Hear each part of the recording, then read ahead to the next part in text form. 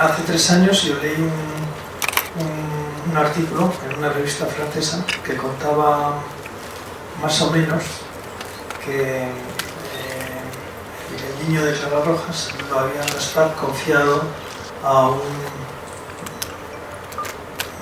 paisano colombiano y sin más, un poquito más, pero apenas. Entonces, a partir de ahí, con el productor francés nos dimos cuenta que a lo mejor había un tema que podía ser interesante para una peli. Entonces yo le llamo a Antonio Netti, que es el guionista con quien trabajé en Lobo Viral, y él hace todo un trabajo de investigación y al cabo de un mes vuelve y nos dice que sí, que hay material suficiente para contar esta historia y contarla de otro punto de vista que el que hasta ahora se había contado. Y bueno, luego el proceso normal de escritura, así empieza la peli. Me fascinaba el guión, me parecía que era un guión maravillosamente escrito por Antonio Netti, en colaboración con Miguel. Me parecía que era una historia muy necesaria porque de alguna manera estaba hablando de algo que no suele ser habitual. Casi siempre contamos las historias de conflictos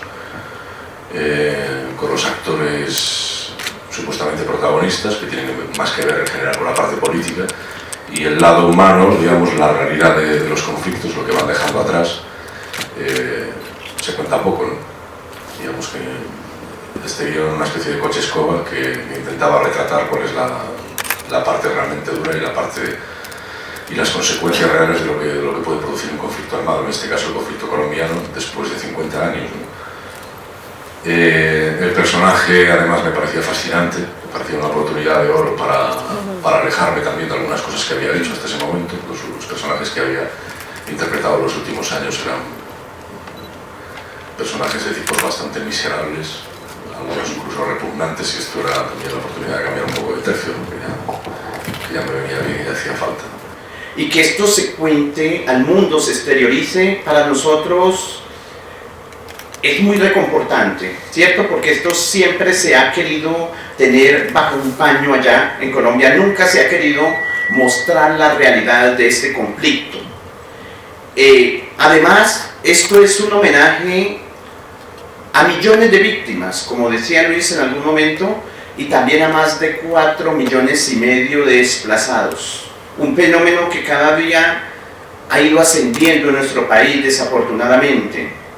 Yo nunca puedo apostar que una peli va a ser un éxito, por ejemplo, pero como persona yo he estado 2 años viviendo esta historia y a mí esto me enriquece mucho y estoy más orgulloso de haber hecho esto que de haber hecho otra cosa. Entonces, por eso probablemente me gusta este cine, porque es un cine que permite hacer un cine espectacular y que también esté contando algo no solamente al espectador, sino al ciudadano. Tuvimos el apoyo del ejército, que nos costó, por el tema burocrático de permisos, que es a lo que se refería, conseguir finalmente que se materializara en la aportación de helicópteros, tropas, camiones, etc. Pero al final se produjo, con más o menos presión de tiempo, pero colaboraron, ellos leyeron el guión y en ningún momento objetaron nada. Tuvimos libertad absoluta para trabajar. Juan Pablo Tamayo, nuestro coproductor ejecutivo allá en Colombia, él me puso en contacto con Carlos Carmona, que es un periodista colombiano que lleva 12 años afincado en España, y unos meses antes de irnos para allá empezamos ya a trabajar los dos, aprovechando también su condición de periodista. No solo era un trabajo lingüístico, sino también un acercamiento a la cultura colombiana y en concreto a todo el entorno que tenía que ver con los hechos que contamos en la película, es decir, todo muy direccionado hacia el análisis del conflicto colombiano. La película impacta mucho porque muestra la parte humana, muestra cómo un campesino, en este momento yo, cómo tuve que hacer tantas cosas para salvaguardar mi vida, la de mi familia y la de ese niño que ni siquiera sabía de quién era.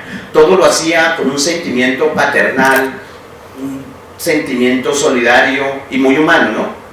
Sin saber qué me iba a desencadenar después todo ese sacrificio.